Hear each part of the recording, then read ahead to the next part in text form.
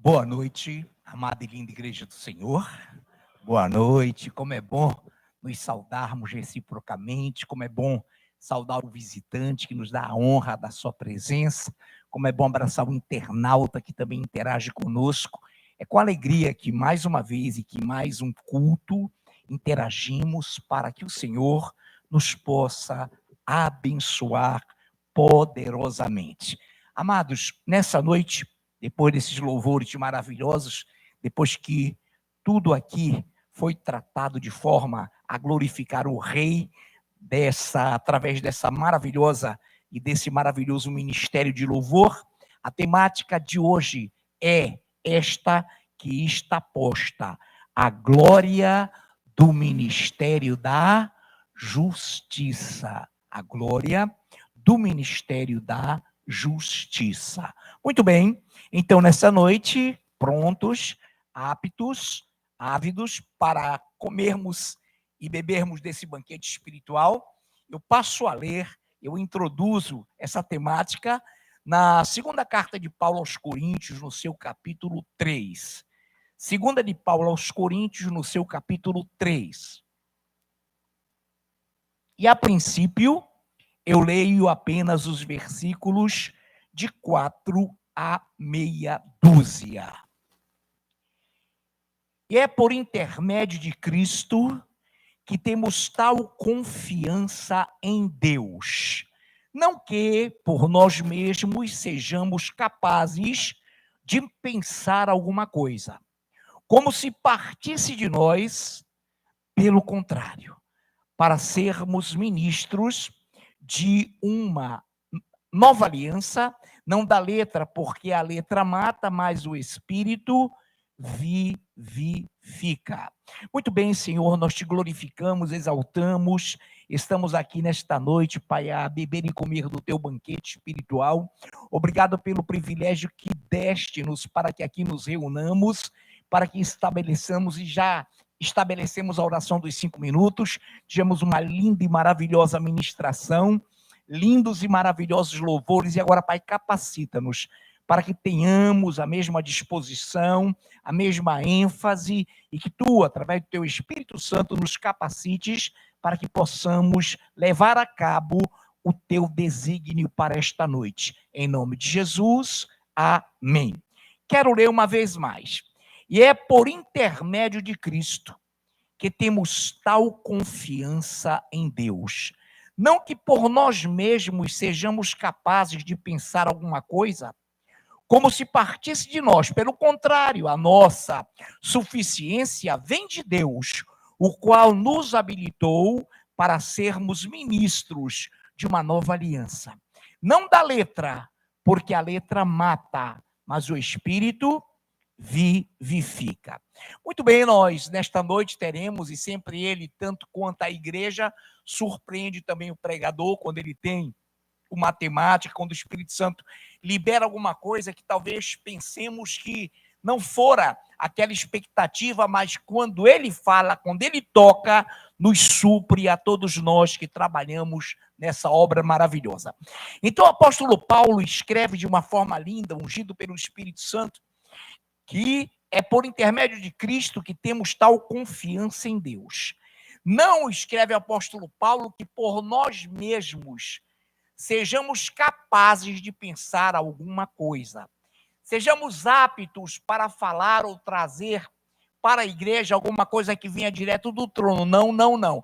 É Ele que nos capacita. A Bíblia diz que é Ele. Pelo contrário, a nossa suficiência vem de Deus, o qual, a Bíblia diz, olha que coisa linda, nos habilitou para sermos ministros de uma nova aliança, não da letra, porque a letra mata, mas o Espírito vivifica. Então o Senhor nos capacitou para trabalharmos, para agirmos, para interagirmos dentro de uma nova aliança. E não a aliança da letra, porque a letra mata. Então todos nós, nesta noite, uma vez mais, vamos ter até a visão doutrinária de que pela letra da lei, ninguém, absolutamente ninguém, poderá ou poderia ser salvo. Porque a letra, o rigor da lei mosaica, o rigor da lei, ela mata. Mas quando interpretamos e temos a essência espiritual de vermos como a palavra é, o Espírito nos capacita para que entendamos que a nova aliança veio para nos vivificar. Porque a lei não tinha capacidade de nos dar vida. A lei apontava as nossas transgressões. Então a lei, ela nunca foi uma peça ou um projeto divino para resgatar o homem, muito pelo contrário, mas para que o homem se visse, por intermédio dela, transgressor. Então a Bíblia diz que não se promulga a lei para quem é justo, para quem é justificado, mas se promulga a lei para transgressores. Muito bem, partindo desse princípio, na palavra, nós vamos pegar essa fundamentação da glória do ministério da justiça, que não é terreno, mas é altamente, eficientemente bíblico, esse ministério. Em Gênesis, conhecidíssima essa passagem dos amados, no livro do Gênesis, no seu capítulo 14, de 18 a 20, tem algo maravilhoso, mas que nós jamais cansaremos de ler, de repetir, de recitar, de amar. Gênesis 14, de 18 a 20.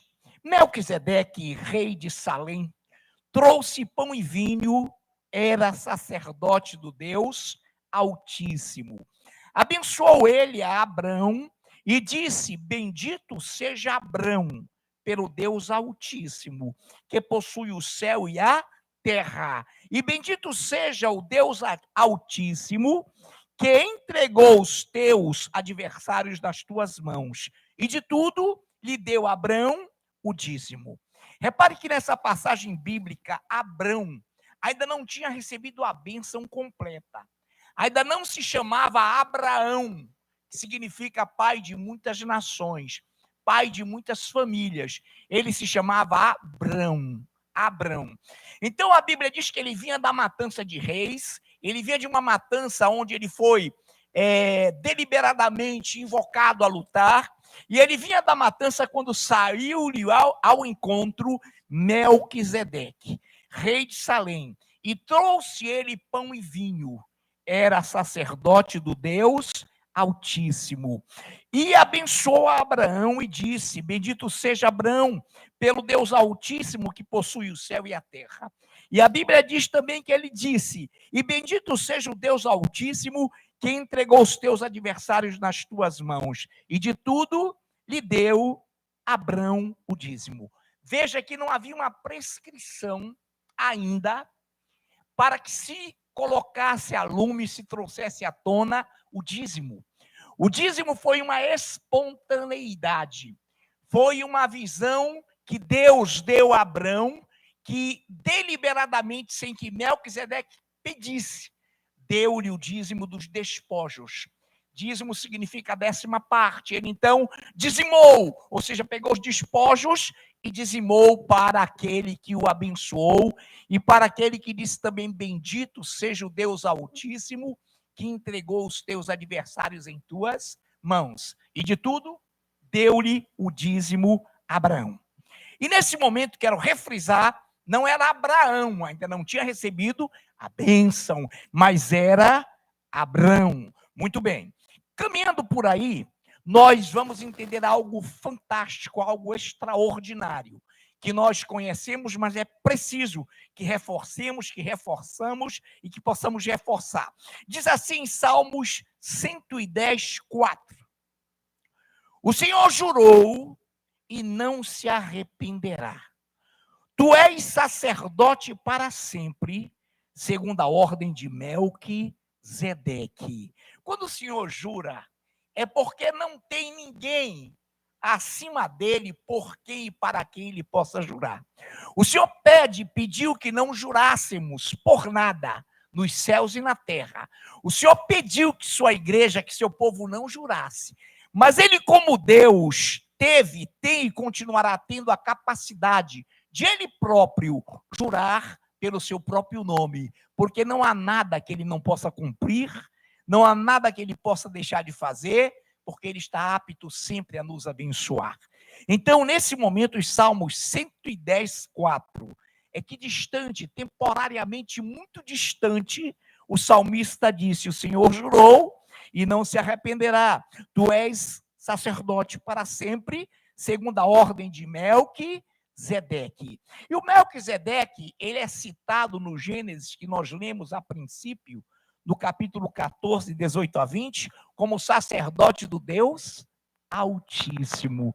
E como tal, o salmista, posteriormente, o coloca também como o juramento que o Senhor fizera e que não se arrependeria: tu és sacerdote para sempre, segundo a ordem de Melquisedeque, segundo o ordenamento, segundo toda a disposição de Melquisedeque. Nós sabemos que há, por exemplo, hoje, um ordenamento jurídico no Brasil, em que, pese não ser cumprido, há um ordenamento jurídico contido na Constituição da República Federativa do Brasil. Porém, aqui, era um ordenamento, era uma ordem melquisedeana e de Deus para mostrar para nós que o seu ministério da justiça é incessante, é processual, é infalível e jamais falhará. Muito bem, glórias ao Deus vivo. Nessa noite, então, nós vamos para o discernimento que se encontra em Hebreus, de quem era e de quem seria e de quem é de fato o Melquisedeque. Eu passo a ler Hebreus 7, de 1 a 3, todos conhecem, mas eu quero ler.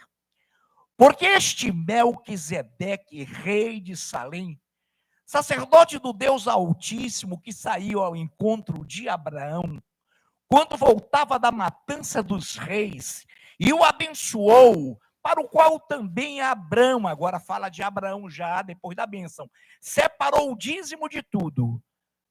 Primeiramente, se interpreta rei de justiça.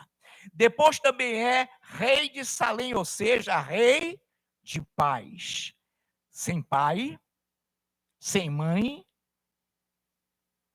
sem genealogia, que não teve princípio de dias, nem fim de existência. Entretanto, feito semelhante ao Filho de Deus, permanece eternamente, permanece sacerdote perpetuamente. Então, Melquisedeque, uma figura maravilhosa, uma figura emblemática, enigmática, divina. Ele, primeira característica, não tinha pai nem mãe. Qual ser humano na face da terra, ser humano, que não teve pai nem mãe? Se alguém conhecer, fale que a sua rebelião será perdoada. Não existe, queridos, não existe, amados, sem pai nem mãe. Olha que coisa linda, sempre a gente frisa isso. Sem genealogia. O que é a genealogia? A tua árvore de descendência, teu bisavó, tritavó, tetravó, para cá. Não, ele não tinha. Sem genealogia, que não teve princípio de dias. Eita, não teve princípio. Irmão, até Lúcifer foi formado e teve um princípio.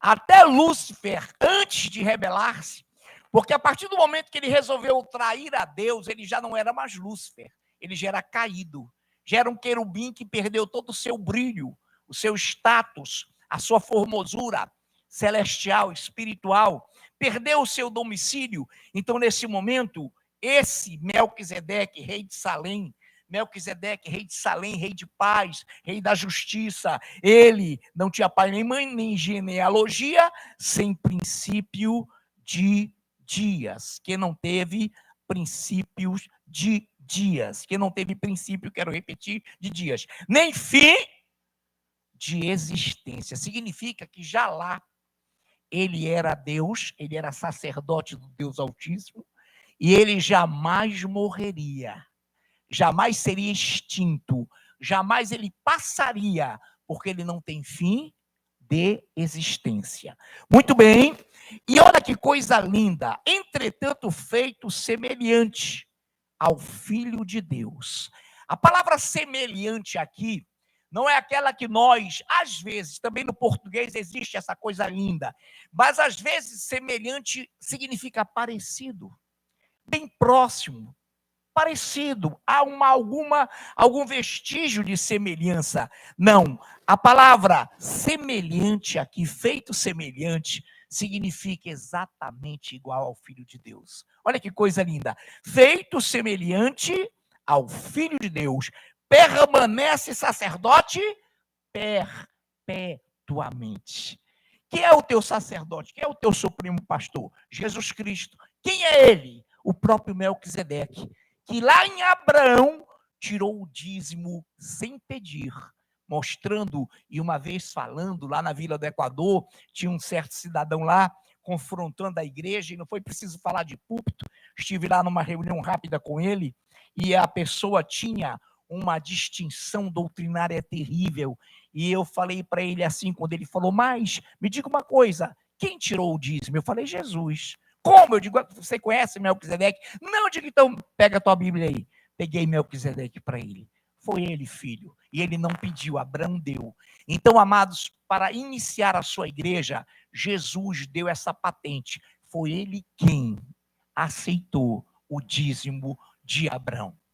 Amém, igreja? Então a igreja segue esse ritmo, esse ordenamento, segundo, obviamente, a ordem de Melquisedeque. Mas não é sobre dízimo que estamos pregando, é sobre a glória do ministério da justiça.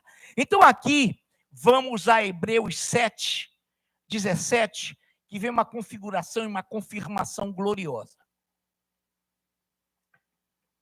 Porquanto se testifica, tu és sacerdote para sempre, segundo a ordem de Melquisedeque. A quem Paulo estava fazendo referência, para quem tem dúvida ou tinha, Paulo é o autor dos Hebreus, tá, amados? Isso é comprovado na própria palavra. Então, olha lá, porquanto se testifica, tu és sacerdote para sempre, segundo a ordem de Melquisedeque. Da onde vem essa informação que o Espírito Santo colocou na vida, na cabeça, na mente de Paulo, lá de Salmos 110, 4, que diz, o Senhor jurou e não se arrependerá. Tu és sacerdote para sempre, segundo a ordem de Melquisedeque. Então, qual é a raiz, qual é o princípio, qual é o início da igreja? Em Melquisedeque com Abraão. A igreja não nasceu em Roma, amados. O Império Romano foi muito depois. A igreja não nasceu no Império greco, ou greco-romano, ou romano, ou medo-persa. A igreja nasceu em Abraão. E Melquisedeque saiu-lhe ao encontro. Ali estava iniciada e patenteada a igreja do Senhor, que também é dirigida pelo ministério da justiça. Então, vamos lá. Temos tempo suficiente. Olha que coisa linda. Então, eu peço que a minha amada e linda pastora Nayuf, está na versão, pastora? Isso, ela vai ler o que eu iniciei, e eu vou complementar logo após a leitura dela. Pastora vai ler o início que eu li em 2 de Paulo aos Coríntios 3, de 4 a meia dúzia. Depois eu lerei de 7 a 9, aí mesmo. Vamos lá, pastora?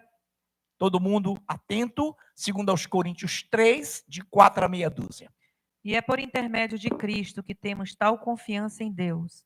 Não que, por nós mesmos, sejamos capazes de pensar alguma coisa, como se partisse de nós. Pelo contrário, a nossa suficiência vem de Deus, o qual nos habilitou para sermos ministros de uma nova aliança, não da letra, mas do Espírito, porque a letra mata, mas o Espírito vivifica. Muito obrigado, minha amada pastora. 2 de Coríntios, aí mesmo, 3, de 7 a 9. E se o ministério da morte, gravado ou com letras em pedras, se revestiu de glória, a ponto de os filhos de Israel não poderem fitar a face de Moisés por causa da glória do seu rosto, ainda que desvanecente, como não será de maior glória o ministério do Espírito? Porque se o ministério da condenação foi glória, em muito maior proporção será glorioso o ministério da justiça. Está dando um eco, é impressão minha. Está dando um eco, mas é um eco aceitável.